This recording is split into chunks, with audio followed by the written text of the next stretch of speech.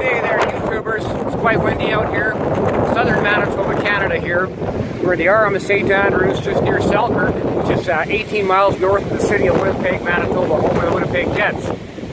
And it's just an enormous wind coming in from the southwest. It's super dry. We are really drought conditions. 35 to 45 mile an hour wind gusts. Look at the dust.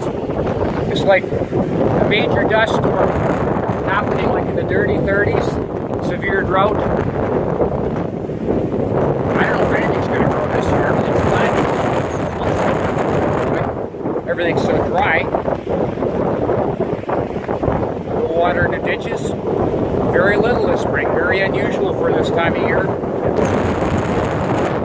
Well, there you have it. Dust.